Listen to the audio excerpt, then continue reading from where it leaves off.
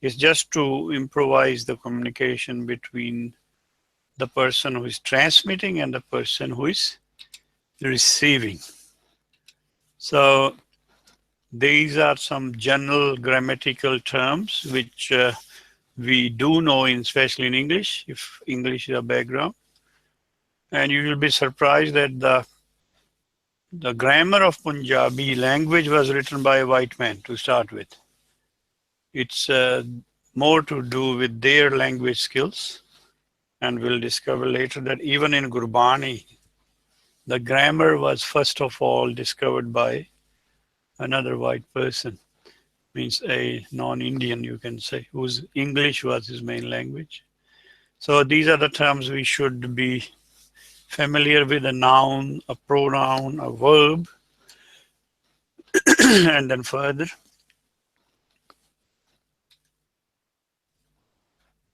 What is the adjective and adverb prepositions?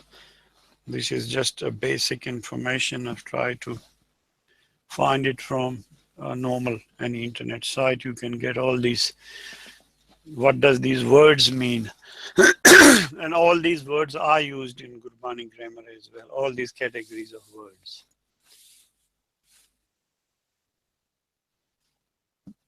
So let's go further. So in Gurbani, this was discovered for the first time by Dr. Ernest Trump, who came to India to translate Gurbani into English. And his lifespan from 1828 to 1875. He's the first person who discovered this idea, because there's a gap between a time when the Sikhs have to go into hiding, and a lot of people who knew Gurbani were basically killed. And then it's basically re-evolving Gurbani from around this time. And there has been contributions from then our Sikh writers, Professor Sahib Singh in 1930, then Bhai Ranteer Singh in 1954, Gyani Harbans Singh, and then Professor Shekhar in 1982, and Joginder Singh Talwara in 2004. Now let's start with the Gurbani grammar. The first part will be discussing singular and plural nouns. There is an indication in the very Shabads of Gurbani that Vyakran is a tool to understand the text, but it's not a way to get mukti. If we think we know Vyakran, we can only understand the Gurbani, but the whole aim is there is a hidden meaning within the text, the Tat Gyan. So if we don't reach that stage, Vyakran is of no value as such. It is there just to help, to tell us how to understand, but then it's all how to accept it, where the whole thing is. Kabir ji has already said this on Panna in his one of his Shabads, or what he called Padas, on Panna number 476. Agam nigam jotak jane, bahh bahh vyakarna, tantra mantra sab aukhad jane, ant tau marna. This is the present times, what means what Kabir ji has seen, that there were Shastras and Simrits and whatever they call Veds, and the Pandits used to study them, and they had a good understanding of the Sanskrit grammar, but in the end they didn't got liberation because they were too proud that they know the grammar. So grammar is just a tool just to help to understand, but it is not a source of mukti, if you think. There's another indication given by Guru Nanak himself. Pustak paath vyakaran vakhane, sandhya karam tekal kare, bin gur shabd mukti kaha prani, ram naam bin urj mare. If we read the scriptures, we study the grammar and pray 3 times a day, and without we knowing the essence of the Gur Shabad, There is no liberation. So the whole aim of Gurbani is to reach the stage of Ram Nam. And it helps, but it's not the only way. It's just a bit of a help, which will, I'm stressing on these things because Vyakran, first of all, some of the organizations don't even accept there's a Vyakran because they haven't gone into that depth of Gurbani yet. But if someone has, they overpower the other people because they know grammar. But if you look at their explanations, they are at the same level. The level is not different whether there's someone new Gurbani or someone knew grammar and someone didn't. The essence of their explanations is at the same level. So let's see. Dasam Pasha has written one of this thing as well about Vyakran. Bulyo Vyas Pasang Karyo Mantra Charang Mahabed Vyakran Vidya Vicharan. This is from I think Gyan, not Gyan Prabodh. This is a whole story when Raja Parikshit has organized a yagya, and in which he calls Vyas. Vyas is not only one Vyas. There are so many Vyases, like there are so many Nanaks. So Vyas was called to recite the mantras there, and Vyas knew Mahabed. Mahabed is very important if you want to understand. Mahabed is all the four Veds. There are four Veds, and he knew all the four Veds. And that's why he was called to that. There's a story, if you want to read in the Samgranth, about how it all happened. So about the Raja Parikshit. Okay, we have seen that all the three texts we have studied about Vyakaran, what they call these days, is actually Vyakaran. In Gurbani, the spellings are different, whereas all our present day writers from Sahib Singh to even Talwara ji, they have all used the word with a Vava, not with a Babba.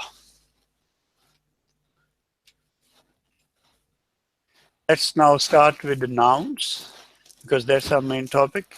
So nouns can be singular or plural. It's in every language.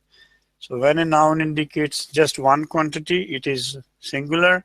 When it indicates more than one, it's plural. In English, we all know a dog, the cat, a house, a tree, an apple, a baby. They are all basically singular nouns.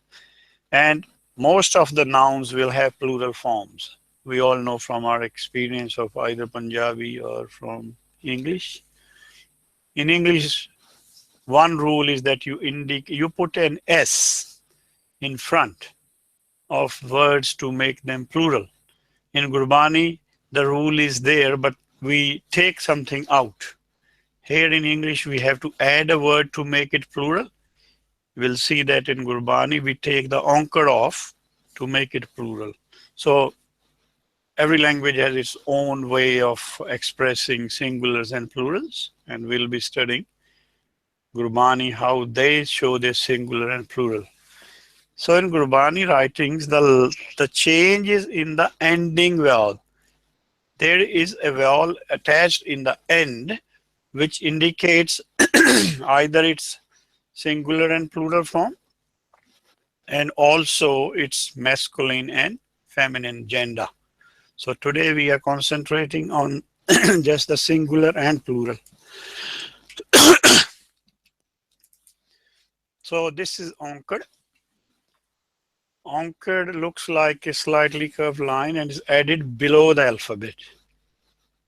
In its normal form, it gives the sound of U, as in the word Muslim.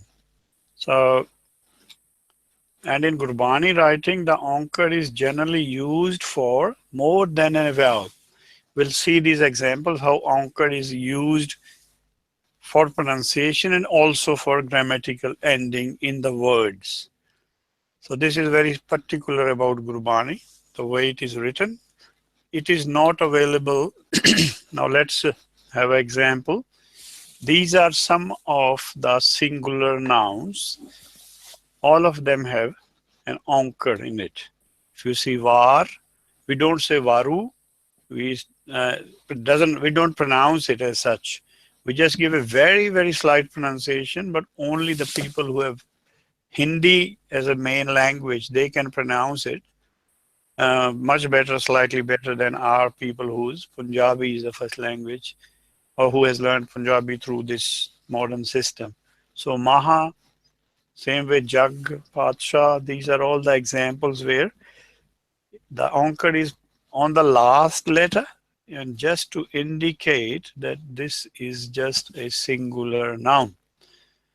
Then we have got in the third line, hukam. In the word hukam, the onkar of the ha, the haha onkar has to be spoken, but the mamma onkar is not spoken. Same way word Quran, we speak the first. So it's more than a vowel used in Gurbani, just to indicate that it has something to associate with oneness or singular noun.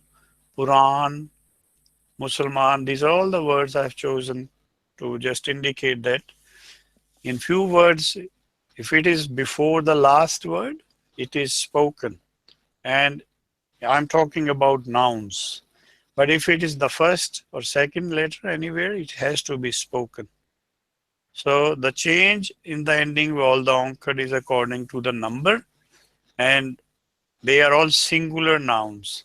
So we have learned this, that all nouns who has a onkar on the last letter is just for the indication that it is singular, because there is we can say one God we discuss in Gurbani, and whenever we try to indicate the oneness, we just put the Padsha. These days there's a trend, they take the word onkar of the word Satnam. In a lot of Gurdwaras you will see there's a mass printing of Satnam Vaheguru, and Satnam, the onkar has been omitted. So I don't know whether it's a mistake or it's done deliberately, but as our language in Gurmat, if you read the Mool Mantra, the Naam, Satnam, the onkar is very much there. And we should tell, or we should, if we have an idea, we go and tell the committees that this is, either you put it or take it off. Either you put onkar from your side underneath there, or you basically can take off the sign, because this is distorting the language. So the rule of grammatical ending in the Gurbani text is very different to the modern day Punjabi writings. So who has studied the modern Punjabi, for them it becomes really hard. Even the onkars are there, they couldn't make sense out of it. Firstly, they don't even know. Professor Sahib Singh, he's a PhD. Even he didn't pick up the onkars until very late in his life. He himself says he used to write the text and go and recite it, but then one day when he found it, from that day his study started. So let's try to understand further. So these are the reasons why the onkar is used in Gurbani. The first is to indicate singular nouns. Then to also indicate a singular pronoun.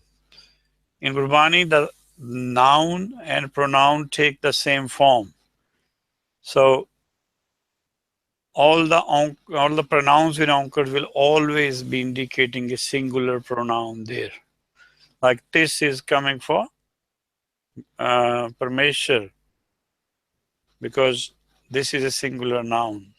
Ehe is always used with the singular noun as an adjective. Or even we'll find further that they're also there to indicate singular adjectives. The onkar is used to indicate the adjectives whose nature is singular.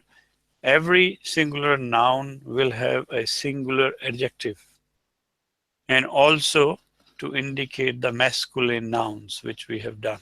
So onkar is used for two purposes.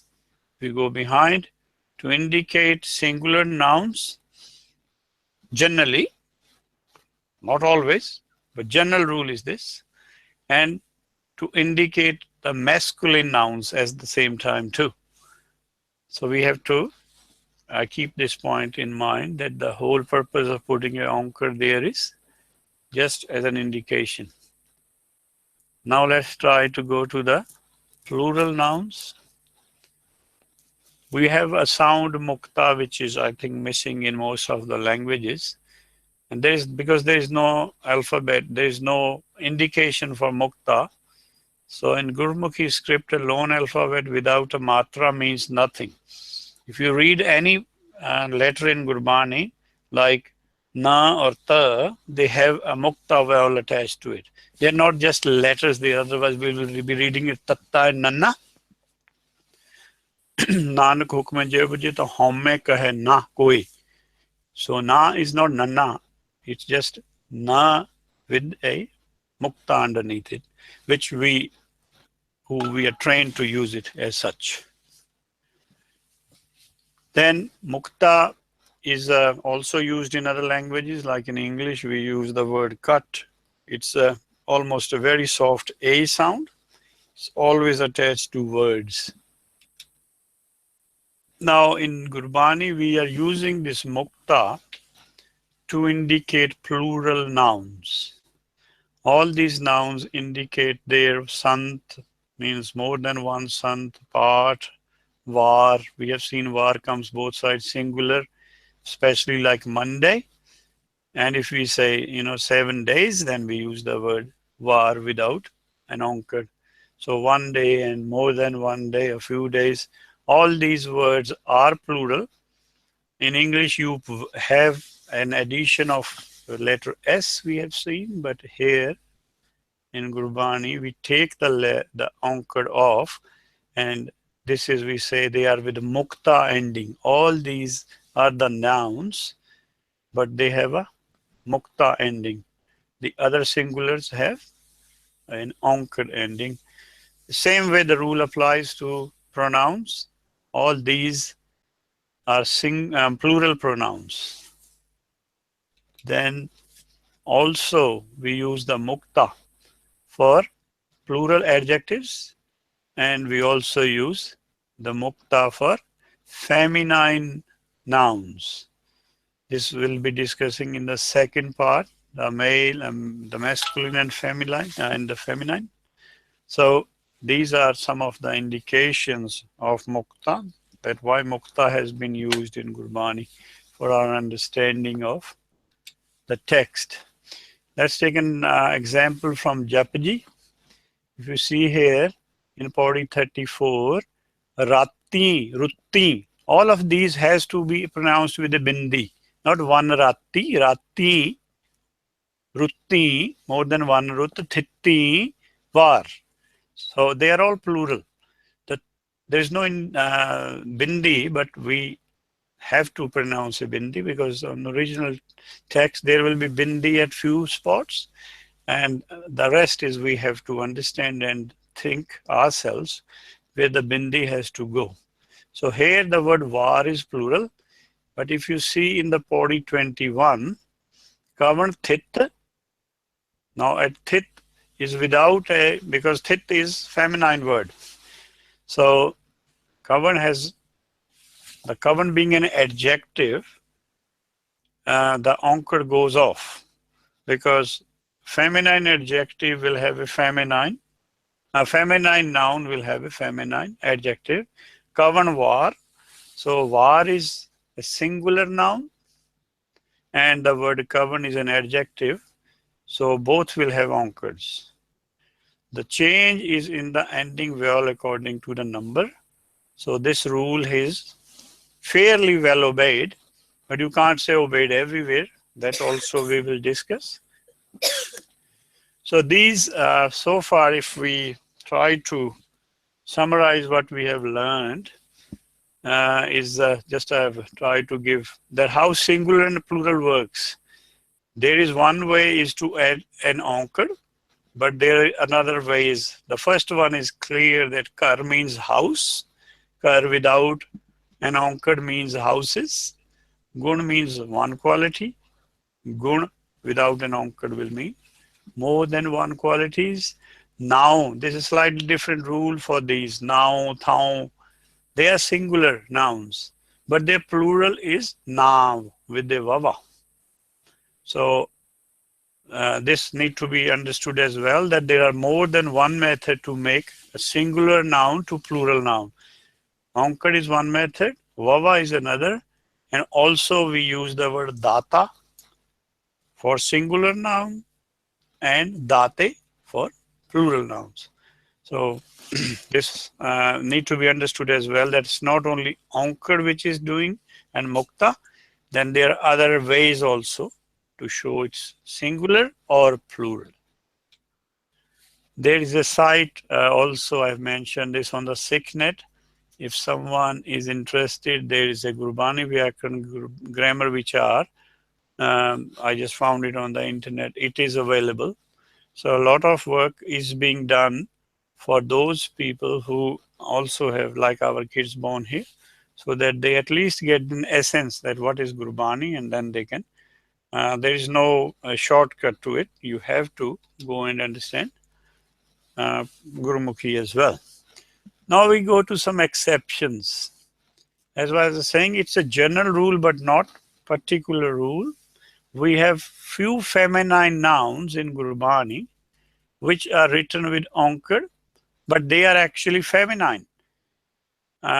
So we have to be careful when we study, and there's enough indication if you just read Gurbani with a bit of an alertness that whether it's a singular or plural. So there are few nouns who are written just with onkar, but they are feminine. And Bhai Rantir Singh has given a list of these. Onkar wale istriling naam, sihari waliyan hukmi kriyawan, onkar naal. I have tried to check these istriling naams. Some of them actually don't follow the rules, but you can check it. That's why I have found few shabads, few panktis, which I'll display next. But some of these, to me, doesn't look like that they are all following the rule. But anyway, he has given us an indication. It's our duty to research it more. These are some of those nouns. They are feminine, but they are with an onkar. And very easily you can understand from a word within the context. Sada, sad word is male, masculine noun. Ehe is a feminine pronoun. Semre hamri is also a feminine word. Hamra, hamri, jind. It means the word jind here is feminine. You can very easily pick that up from within the context. Then the word bik. Bik ki kar kamavani, na ke kar kamavana. So ki has indicated that it is nothing but a feminine. It's a feminine word, but has an onkar. Same way, we have hari hai khand ret meh bikhri, not bikhra. Bikhri means it is, the khand word in itself is with an onkar, but it is a feminine word, a feminine noun. Then jar joban harya. Jar is then old age. This is also not aya. And so jar when you read it with a bit of an alertness, you can very easily pick these exceptions as well. So this is also to be kept. I think the gurus wanted us to be always alert while reading Gurbani. So they have always put some exceptions. Now let's try to see that do we follow the Ucharan scheme as mentioned in Gurbani? Sometimes we do and sometimes we don't tend to follow it. Let's read this pori. Sacha Sahib Sach Nau Pakhya Pau Apar. We always omit the onkar. We know in the whole pori, the last letter is a noun and it's a singular noun and we don't pronounce it, which I think we tend to follow the right way, the way we are taught. So apar, datar, darbar, pyar, vichar, dwar, satyar, these are all basically nouns, and see how well written this text is. It's not a normal poetry, that it's not just rhyming it, at the same time rhyming and then taking it to the level of Brahmagyan as well. Now let's see this one. When there is a haha in the end, the general way is that if you haven't read if you haven't understood the grammar properly, we just start to say these words. Especially when there is an onkar, we miss to follow the rules. Hukmi hukam chalai rah, nanak viksha ve parwah. But normally, if you are read from other than missionary colleges, you will always say it raho, and you will always say it ve parwaho. But when you read another pauri, pauri number 11, there we just don't say gaho. Suniye shara guna ke gah. Suniye Sheikh Peer Padshah, because Padshah is plural here. Sheikh Peer and Padshah, they're all coming in plural. Suniye ande paveh ra. Now here we say rahu. Suniye haath hove asgahu.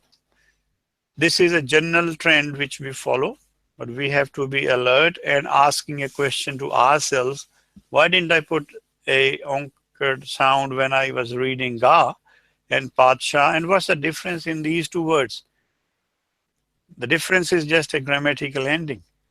So these things we also need to concentrate on when we are reading Gurbani. Now, there is another rule which we should know, that whenever it's a verb, then the onkar would be pronounced, but with the O sound, not with the H sound. Even in English, the rules are there. You don't say honest. We always say honest. That's how we are taught, because their H is a vowel. But when we say the word honet, we have to say the H sound. Also in the word how, but not in honor. We write it with H. H is very special alphabet in every language. We learned it is H, but now I think the right pronunciation, it is H with her sound in it. So when we read this from Japaji, kari kari karana likh le jao, ape beej ape hi khao. But here also there is a pronunciation problem to some people. They will say le jaho and ape beej ape hi khaho. The H is because of the Ved. Gurbani itself indicates in Japaji, Gurmukh Nadang, Gurmukh Vedang. So Nad is coming originally from Nad, the Ved was written. From Ved we have to reach the Nad again. This Ved, the written text, has an indication. Likh le jao is you, not me. Otherwise it is with an uda. When it's a first person, it will be likh le jao. Yeah, likh le jaun. But here, because of the second person, they have whatever time means Pancham Padshah has put this in this context, that it has to be with the her. Same way we say Anand Sunho. It's not Sunho. It has to be with an Uda sound. Anand Suno. But the indication is a second form of the verb, that I'm telling you. I have already heard the Anand. I have already received Anand. You receive it now. What the information is about Anand. So, Nanak hukmi, avo jao. Hukum, in hukum, we just, if it's a first person, avo jao, but to us, avo jao. So this has to be very clearly understood. That one will be with the bindi on a uda. Here you don't put a bindi, but you have to say it as a sound of uda. So same way as we have, if we try to summarize, that it's basic confusion coming with the haha sound. The nouns with the haha sounds don't need to be pronounced with an onkar, but the verbs with haha ending with a onkar on it has to be pronounced. So this rule has to be grasped as well. So within Japji, there are some pathantars which you can also see, that this is a list of, I haven't put Swabhang here because the word actually is Swabhang, but even if you read at Gutkas printed by different organizations, even in after Prasad, there is an extra onkar in the Sarup printed by SGP. There is an extra full stop. printed by Sarup from SGPC. If you read the Sarups from Taksal, they have omitted that. There is a there's a full stop after Prasad, but then there's nothing in between, then Jap and there's a full stop. Same way, the word Uttaras, the whole of Gurbani comes with the Sihari. How it got into a Ankar stage, because there were a lot of handwritten copied from each other. And Uttar Su, if you see they are almost Uttar Su, but the word should be Uttaras. Same way in the word Mokhdwar, Karmi Ave Kappada, Nadri Mokhdwar, it's written with an Ankar only in Japji, the word Mokhdwar, nowhere in the Gurbani. So there is some sort of pathantars. There is a, when they were copied from one to the other, if someone has missed it, the others just followed it. Same way there is Panch Parvan. There should be an Ankar on the word Panch Parvan, because there's an Ankar on the word Panch Pradhan, but it is missing. It's somehow omitted. It can be fixed to people who know grammar. Asang papi paap kar jaye. It should be plural.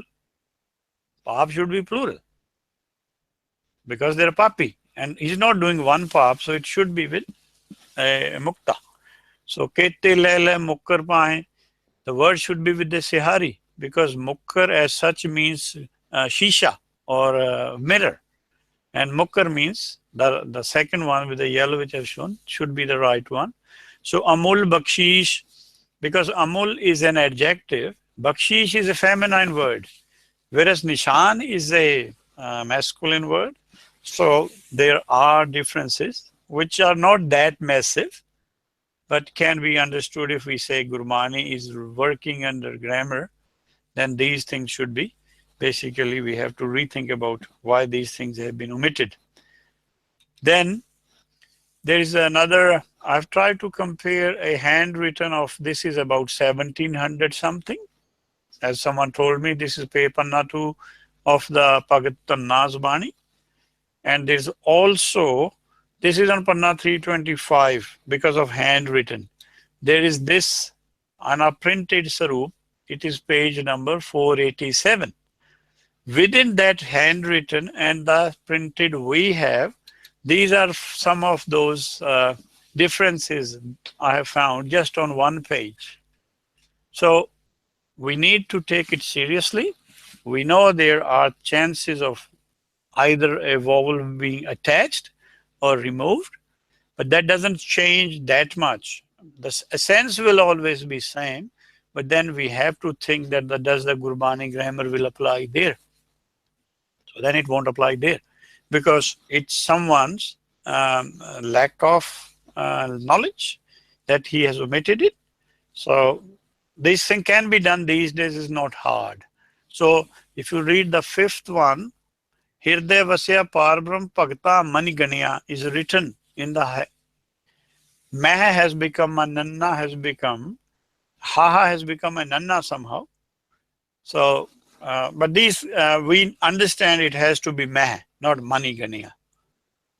So that's basically what I have to say for today. And now if we have question answers, we can deal with those.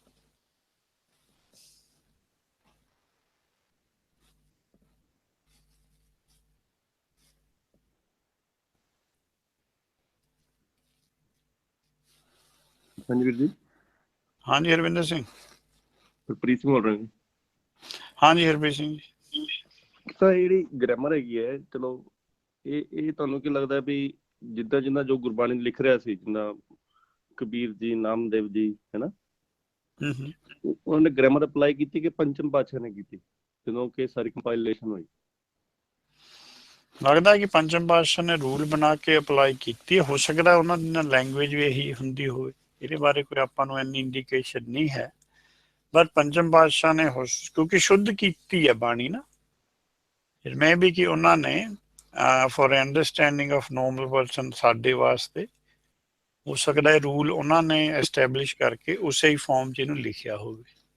ਜਿਹੜੇ ਦੂਜੇ ਭਗਤ ਬਾਣੀ ਦੇ ਗ੍ਰੰਥ ਗੁਰਬਾਣੀ ਤੋਂ ਬਾਹਰ exist ਕਰਦੇ ਨੇ, ਹੈ ਨਾ। ਜਿੱਦਾਂ ਕਬੀਰ ਪੰਥੀਆਂ ਕੋਲ ਕਬੀਰ ਬਾਣੀ ਅਜੇ ਵੀ ਹੈਗੀ ਹੈ ਨਾ, ਉਹ ਸਿਮਿਲਰ ਫਾਰਮੈਟ 'ਚ ਨਹੀਂ ਹੈਗੀ, ਪਰ ਉਹਨਾਂ ਨੇ ਆਪਣੀ ਆਪਣੀ ਪ੍ਰੀਜ਼ਰਵ ਕੀਤੀ ਹੋਈ ਹੈ, ਜਿੰਨੇ ਜਿਸ ਤਰ੍ਹਾਂ ਲੋਕ ਕਰ ਸਕਦੇ ਸੀ। ਉੱਥੇ ਮੈਂ ਬਹੁਤੇ ਤਾਂ ਨਹੀਂ, ਇੱਕ ਆਧੀ ਬੁੱਕ ਦੇਖੀ ਹੈ, ਪਰ ਉੱਥੇ ਇਹ ਇੱਦਾਂ ਦੀ ਗ੍ਰਾਮੈਟੀਕਲ ਜਾਂ ਇੱਦਾਂ ਦੀ ਨੋਟੇਸ਼ਨ ਨਹੀਂ ਹੈਗੀ ਉੱਥੇ, ਹੈ ਨਾ। ਪਰ ਇਹ ਵੀ ਮਤਲਬ ਥੋੜਾ ਤੁਹਾਨੂੰ ਦੇਖਣਾ ਚਾਹੀਦਾ ਵੀ, ਮੈਨੂੰ ਐ ਪਰਸਨਲੀ ਲੱਗਦਾ ਵੀ ਪੰਚਮ ਪਾਤਸ਼ਾਹ ਨੇ ਸਾਰੀ ਯੂਨੀਫਾਈ ਕੀਤੀ ਹੈ, ਵੀ ਇੱਕ ਬੰਦੇ ਨੇ ਇਹ ਸਾਰਾ ਕੀਤਾ, ਕਿਉਂਕਿ ਇੱਕੋ ਕੰਸਿਸਟੈਂਸੀ ਆ ਰਹੀ ਨਾ ਸਾਰੇ ਪਾਸੇ। ਇਟ ਕੁਡ ਬੀ ਆਫ ਬਈ ਇਹ ਜਦੋਂ ਲਾਸਟ ਵਿੱਚ ਸਾਰਾ ਕੰਪਾਈਲ ਹੋਇਆ ਉਦੋਂ ਕੀਤੀ ਗਈ ਹੈ, ਪਰ ਇਹਦੇ ਤੇ ਥੋੜੀ ਰਿਸਰਚ ਹੋਏ ਤੇ ਉਹ ਇਟ ਕੁਡ ਬੀ ਗੁੱਡ, ਹੈ ਨਾ। ਵੀ ਆਪਾਂ ਵੀ ਇਹ ਕਿਸ ਵੇਲੇ ਅਪਲਾਈ ਕੀਤੀ ਗਈ, ਜਿਵੇਂ ਬਾਣੀ ਆ ਰਹੀ ਸੀ ਤਿਉਂ ਜਿਉਂ ਅਪਲਾਈ ਕੀਤੀ ਗਈ, ਕਿ ਵੀ ਜਦੋਂ ਸਾਰੀ ਡਾਕੂਮੈਂਟ ਇਕੱਠੀ ਕੀਤੀ ਗਈ ਤਾਂ ਅਪਲਾਈ ਕੀਤੀ ਗਈ।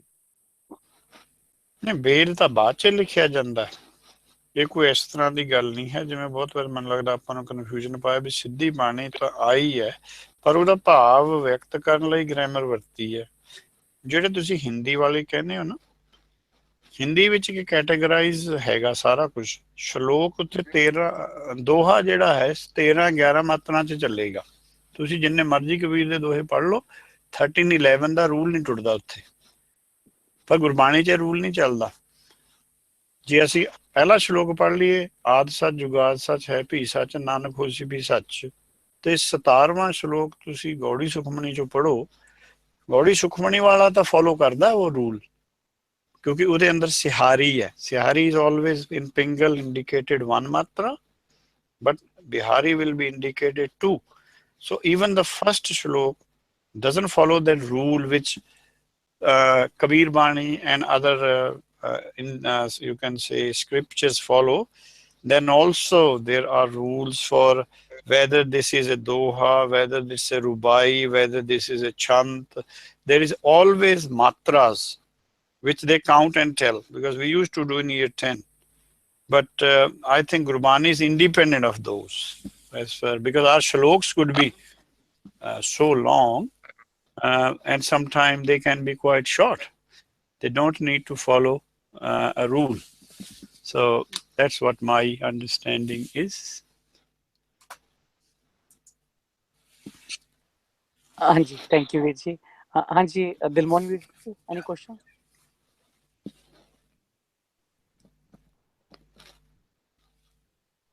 ਹਾਂਜੀ ਦਿਲਮੋਹਨ ਵੀਰ ਜੀ।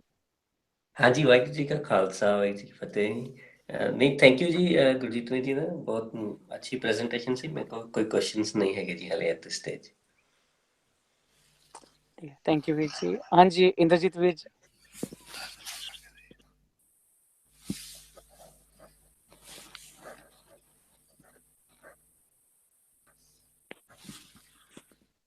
ਹਾਂਜੀ ਭਾਈ ਸਾਹਿਬ, ਮੇਰਾ ਨਾਮ ਲਿਆ ਸੀ।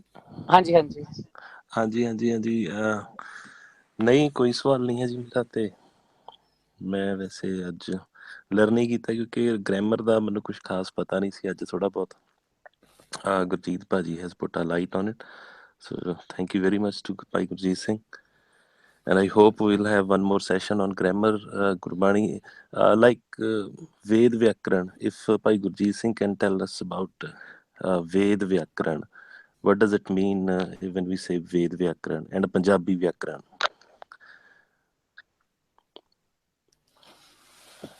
Hanji, this aspect is not much touched by anyone, because when Gurbani deal in Brahm Gyan, the Brahm has 4 stages. So we are actually missing sometime, like those words of Brahma, then Brahma, Puran Brahma, and Par Brahma. So Ved Vyakaran comes into like a guru, the words like a guru, and also pyo, pio, and pyo. So there is an extra onkar coming there, because it indicates that it is a collective noun rather than a single noun. Like we have army. Army is a collective noun. Same way we have a guru, which is a collective noun, which is not explored, because most of our study comes from the Nirmalas, who studied through a particular system in Kashi, what we call Banaras, Kabir hasn't said Kashi actually. He says Kasik Julaha, that I don't consider yours as a real Kashi because you have got these discrepancies. Gurmat is quite, you can say, special on the issue what Guru is. There are enough indications, but because we have been studying just Atma Paramatma, we can't actually understand what does the word Guru means as such. Guru is also a negative word in Gurbani. When they say Baman, Guru hai Jagat ka. Okay, the one who has a man with him, Baman, could never be a Guru. Because Guru has to be, first of all, an ocean. It's a collection of, you can say, drops. And then he's also Beman. There is no man as such in such kind. So that's why Kabirji has to indicate that. He has indicated two things. Baman, whereas we don't understand that, we just say Baman, Baman, Baman. We never understood that we have to break that word there to get the real essence from Gurbani. And same way we have Barah, Maha. Ba means how you have to stay with your mool always. It's not that, you read the Bara Maha on a Sangrand and then for next 29 days, you don't know what is happening. So these words do have a multiple meanings as per Ved. So we have to, because this is all about Ram Nam. Vyakran is not telling much about Ram Nam and the essence of Ram Nam. So these words like Prabhu, and in Hindi, the problem is that if you are coming from a Devanagari background, you pronounce the words. There is no word like Manu as such. The word is Man with an onkad, but it has been propagated as a Manu, Manu, Manu, as there is almost a dulankad on the word Nanna. Same way, a word Gur with an onkad is normally pronounced as Guru by people who come from Devanagari background. Prabh word has been pronounced like Prabhu, but we have different word. Our style is different, and there is a lot of effort to be done because people have been trained that Nanak is a Guru. So either Nanak is Baman or Nanak is Beman. When he's Beman, he will be Gur here because he's in the Juni, and Guru is a Juni. So all these things are only coming out of when you go into the depth. When you go past this grammar, then you enter the next phase, that why the word Guru is used, the Shabd Guru. Also we have to use the word Shri Guru, because the Guru in itself is both positive and negative. So they have two parts, have to use Shri Guru, Param Guru, Vahguru. These all are indications because of the crises of that time, which are still prevalent in our day-to-day reading. If you tell someone that as per Gurmat Nanak is Gur, he's not ready to accept it because he hasn't done enough research. As per Gurbani, he's only speaking from a background of those tikas who has only gone literal. They haven't gone into any depth. So this is what I have to say, that we have to be clear that what is the difference between, Piyu, which is my father, Piyu, and then also my Pew, or my basically my mool. So until we understand the three-phase context in Gurbani, that the Brahma has to merge with Brahma to become a Puran Brahm, and the Puran Brahm ultimately merges into the macro consciousness, which is slowly coming up. But otherwise, the Tikas haven't indicated anything regarding this. So this is a new subject, which I think we'll see if we can take it. Next time we'll take the masculine, feminine, and then we'll take the tenses. But we'll do talk about all these things. Thank you. Sure. Gurjeet Singh, ਆਪਣੇ ਜਦੋਂ ਆਪਾਂ ਔਕੜ ਦੀ ਗੱਲ ਕਰਦੇ ਹਾਂ, ਅਸੀਂ ਔਕੜ ਦੀ, ਹਾਂਜੀ ਗੁਰਜੀਤ ਸਿੰਘ, ਹਾਂਜੀ ਹਾਂਜੀ ਮਤਲਬ ਕਈ ਵਾਰੀ ਆਪਾਂ ਉਹਨੂੰ ਸਿੰਗੂਲਰ ਕਹਿ ਦਿੰਦੇ ਆ, ਪਰ ਕਈ ਵਾਰੀ ਮੈਨੂੰ ਏਦਾਂ ਫੀਲਿੰਗ ਆਉਂਦੀ ਕਿ ਉਹ ਸਿੰਗੂਲਰ ਦੀ ਜਗ੍ਹਾ ਉਹਨੂੰ ਆਪਾਂ ਜੇ ਕਹੀਏ ਕਿ ਉਹ ਸਪੈਸ਼ਲ ਮੀਨਿੰਗ ਹੈ ਉਹਦਾ, ਜਿਹਦਾ ਕਿ ਮੀਨਿੰਗ ਉਹ ਚੌਥੇ ਪਦ ਵਿੱਚ ਹੈਗਾ। ਫੋਰ ਐਗਜ਼ਾਮਪਲ ਸਾਡੇ ਕੋਲ ਜਿਹੜਾ ਘਰ ਹੈਗਾ ਹੁਣ, ਕਿਉਂਕਿ ਜਿਹੜੀ ਭਾਸ਼ਾ ਡਿਵੈਲਪ ਹੋ ਚੁੱਕੀ ਸੀਗੀ, ਉਸ ਵੇਲੇ ਘਰ ਦਾ ਇੱਕ ਮੀਨਿੰਗ ਬਣ ਚੁੱਕਾ ਸੀਗਾ। ਘਰ ਦਾ ਮੀਨਿੰਗ ਸੀ ਵੀ ਫਿਜ਼ੀਕਲ ਘਰ ਹੈਗਾ। ਹੁਣ ਜਦੋਂ ਗੁਰਬਾਣੀ ਨੇ ਗੱਲ ਇਹ ਮਾਇਆ ਦੇ 3 ਪਦਿਆਂ ਤੋਂ ਬਾਹਰ ਦੀ ਕਰਨੀ ਸੀਗੀ, ਚੌਥੇ ਪਦ ਦੀ ਗੱਲ ਕਰਨੀ ਸੀਗੀ, ਹੈ ਨਾ, ਬਾਬਾ ਜੈਸਰ ਕਰਤੇ ਕੀ ਹੋਏ। ਹੁਣ ਇੱਕ ਵੱਖਰੇ ਘਰ ਦੀ ਗੱਲ ਕਰਨੀ ਸੀ ਉਹਨਾਂ ਨੇ ਘਰ ਨੂੰ ਰੀਡਿਫਾਈਨ ਕਰਨਾ ਸੀਗਾ। ਮੈਨੂੰ ਲੱਗਦਾ ਵੀ ਜਿਹੜਾ ਓਂਕਾਰ ਹੈ ਉਸ ਚੌਥੇ ਪਦ ਦੀ ਜਿਹੜੀ ਰੀਡੈਫੀਨੇਸ਼ਨ ਸੀਗੀ ਉਹਨੂੰ ਵੀ ਸਿੰਬਲਾਈਜ਼ ਕਰਦਾ। ਜਿੱਦਾਂ ਅਸੀਂ ਕਹਿੰਦੇ ਹਾਂ ਕਿ ਬਈ ਇੱਥੇ ਸਾਡੇ ਕੋਲ ਇੱਕ ਭੋਜਨ ਹੈਗਾ, ਮਾਇਆ ਦੇ ਵਿੱਚ ਰੋਟੀ ਹੈਗੀ ਹੈ। ਉਹਨਾਂ ਨੇ ਨਾਮ ਮਾਰਾ 36 ਪ੍ਰਕਾਰ ਭੋਜਨ ਡਿਫਾਈਨ ਕਰਨਾ ਸੀਗਾ। ਉਹ ਜਿਹੜਾ ਓਂਕਾਰ ਹੈਗੀ ਹੈ, ਉਹ ਮੈਨੂੰ ਲੱਗਦਾ ਕਿ ਵੀ ਉਹ ਸਪੈਸ਼ਲ ਦੀ ਇੰਡੀਕੇਸ਼ਨ ਹੈ ਵੀ ਉਹ ਕਈ ਜਗ੍ਹਾ ਉਹ ਚੌਥੇ ਪਦ ਦੀ ਜਿਹੜੀ ਚੀਜ਼ ਹੈ ਉਹਨੂੰ ਰੀਡਿਫਾਈਨ ਕਰ ਰਹੀ ਹੈ ਵੀ ਇਹ ਹੁਣ ਇੱਥੇ ਵੀ ਐਗਜ਼ਿਸਟ ਕਰਦੀ ਹੈ। ਕਿਉਂਕਿ ਡੇਲੀ ਭਾਸ਼ਾ ਦੇ ਵਿੱਚ ਉਹ ਜਿਹੜੇ ਅੱਖਰ ਸੀਗੇ ਉਹ ਹੁਣ ਕਿਸੇ ਹੋਰ ਚੀਜ਼ ਲਈ ਯੂਜ਼ ਹੁੰਦੇ ਸੀਗੇ। ਏਦਾਂ ਹੀ ਗੁਰਬਾਣੀ ਇਸ ਜਗ ਮਹਿ ਚਾਨਣ, ਹੁਣ ਸਾਡੀ ਇੱਕ ਜਗ ਦੀ ਡੈਫੀਨੇਸ਼ਨ ਬਣ ਚੁੱਕੀ ਸੀ। ਜਗ ਦਾ ਮੀਨਿੰਗ ਦੁਨੀਆ। ਹੁਣ ਉਹ ਜਗ ਨੂੰ ਓਂਕਾਰ ਲਾ ਕੇ ਉਹਨਾਂ ਨੇ ਡਿਫਾਈਨ ਕੀਤਾ ਵੀ ਅਸੀਂ ਹੁਣ ਇਸ ਕਾਇਆ ਦੀ ਗੱਲ ਕਰਨ ਲੱਗੇ ਹਾਂ, ਅਸੀਂ ਇਸ ਗਲੋਬ ਦੀ ਗੱਲ ਨਹੀਂ ਕਰ ਰਹੇ। ਇਹ ਐਕਚੁਅਲ ਮੈਨੂੰ ਲੱਗਦਾ ਵੀ ਓਂਕਾਰ ਜਿਹੜੀ ਸੀ ਇਹ ਕਾਫੀ ਜਗ੍ਹਾ ਤੇ ਬ੍ਰਹਮ ਗਿਆਨ ਦੀ ਹੀ ਇੰਡੀਕੇਸ਼ਨ ਸੀਗੀ ਵੀ ਇਹ ਸਪੈਸ਼ਲ ਦੀ ਗੱਲ ਸੀਗੀ, ਸਿੰਗੂਲਰ ਦੀ ਗੱਲ ਨਹੀਂ ਸੀਗੀ। ਹਾਂਜੀ, your point is very valid, but it will be covered in Ved Vyakaran. So I should say thank you for adding this to my knowledge. ਇਹ ਠੀਕ ਹੈ ਤੁਹਾਡੀ ਗੱਲ ਕਿ this is an indication of a fourth stage, ਜਿਹਨੂੰ ਅਸੀਂ ਚੌਥਾ ਪਦ ਕਹਿੰਦੇ ਹਾਂ। 3 ਗੁਣਾਂ ਚ ਤਾਂ ਮਾਇਆ ਚਾਹੀਏ, and 36 ਪ੍ਰਕਾਰ ਭੋਜਨ is a very valid example that 36 are in the Maya, but Nanak Amrit ek hai is चौथा पद. So yeah, you're quite right there that it is the way it is in because if you see in Hindi, if you know, there is put a visarg in Ram, but they I think never understood why they put a visarg. That has come to an onkar for, as you say, in the global language, but here in the spiritual language, you're very right that it is indicating the fourth pada. You're right there. ਤੇ ਮੈਨੂੰ ਲੱਗਦਾ ਵੀ ਇਹਨੂੰ ਸਾਨੂੰ ਥੋੜਾ ਜਿਹਾ ਸੋਚਣ ਦੀ ਲੋੜ ਆ ਵੀ ਇਹਨੂੰ ਅਸੀਂ ਜਦੋਂ ਸਿੰਗੂਲਰ ਕਰ ਜਾਂਦੇ ਹਾਂ ਨਾ, ਕਿਉਂਕਿ ਗੁਰਬਾਣੀ 'ਚ ਬੜੀ ਜਗ੍ਹਾ ਇਹਦੀ ਜਿਹੜੀ ਇੰਡੀਕੇਸ਼ਨ ਹੋਏਗੀ ਨਾ ਉਹ ਪਲੂਰਲ ਨਾਲ ਵੀ ਹੋਏਗੀ, ਪਰ ਓਂਕਾਰ ਪਿਆ ਹੋਏਗਾ। ਜਿੱਦਾਂ ਕਹਿੰਦੇ ਸਭ ਕੁਛ ਤੂੰ ਹੈ ਮੇਰੇ ਪਿਆਰੇ। ਹੁਣ ਸਭ ਜਿਹੜਾ ਪਲੂਰਲ ਅੱਖਰ ਹੈਗਾ,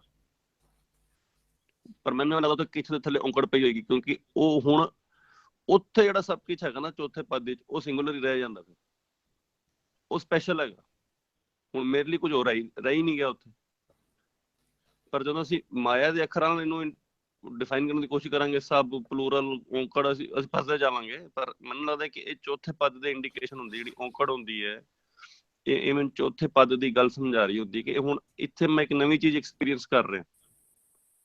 ਇੱਥੇ ਹੁਣ ਜਦੋਂ ਆਪਾਂ ਗੱਲ ਕਰਦੇ ਹਾਂ ਵੀ ਸਿਮਰਤ ਸ਼ਾਸਤਰ ਵੇਦ ਸੁਧਾਖਰ, ਇਹਦੀ ਸੁਧਾਈ ਕੀਤੀ ਉਹਨੇ ਅੱਖਰ ਦੀ, ਇਹ ਉਹ ਅੱਖਰ ਰਹੇ ਹੁਣ ਜਿਹੜਾ ਮੈਂ ਉੱਥੇ ਐਕਸਪੀਰੀਅੰਸ ਕਰ ਰਿਹਾ। ਜਦ ਕਿ ਮਾਇਆ ਦੇ ਵਿੱਚ ਇਹਨਾਂ ਦੀ ਇੱਕ ਪ੍ਰਚਲਿਤ ਕੋਨੋਟੇਸ਼ਨ ਬਣ ਚੁੱਕੀ ਸੀਗੀ, ਉਹਨੂੰ ਤੋੜਨ ਦੀ ਕੋਸ਼ਿਸ਼ ਕੀਤੀ ਕਈ ਜਗ੍ਹਾ ਤੇ ਓਂਕੜਾ ਲਗਾ ਕੇ।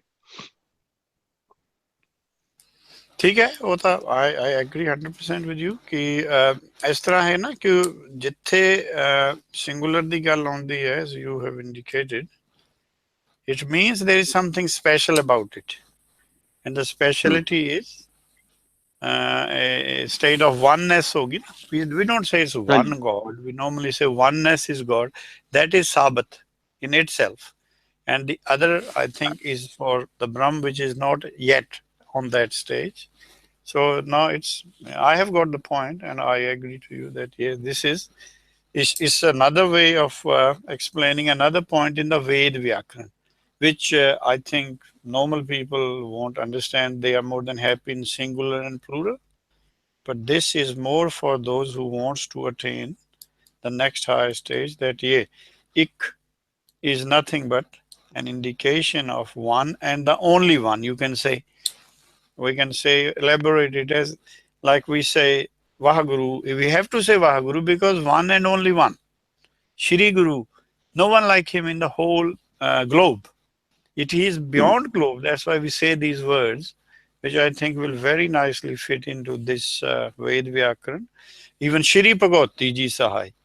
Why Shri Bhagavati is coming? Because Bhagavati can be positive in globe and can be negative. But Shri Bhagavati will always be on that oneness.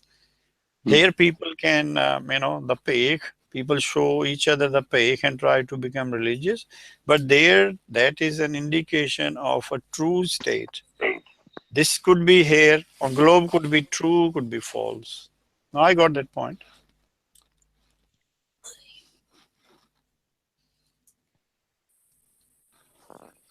हाँ जी ठीक है हाँ जी थैंक यू ਵੀਰ ਜੀ ਤੇ ਆਪਾਂ ਅਗਲੇ ਹਫਤੇ ਕੀ ਸ਼ੁਰੂ ਕਰਨਾ ਹੈ ਗੁਰਜੀਤ ਵੀਰ ਜੀ ਅਗਲੇ ਹਫਤੇ ਆਪਾਂ ਇਹਦਾ ਹੀ ਫੈਮਿਨਾਈਨ ਤੇ ਮੈਸਕੂਲਿਨ ਕਰਾਂਗੇ ਨਾਊਨਸ ਦੀਆਂ ਆਪਾਂ ਕਿਹਾ ਸੀ ਨਾ ਕਿ you should only know basically 3 things singular and plural nouns. So Harpreet Singh has added another dimension to the singular noun today. Then next week we'll be doing masculine and feminine as well, because masculinity and femininity we'll be discussing now. He has given us another perspective. Masculinity and femininity is only in Jat, actually. Jat, you understand, the body, the visible world. In Jyot, we don't have, but just we'll see how we can go in depth to see why some words are written feminine. Like Bhagavati is a feminine word. But when they added Shri, it means something else is being indicated as well. So we'll be doing masculine and feminine nouns next week.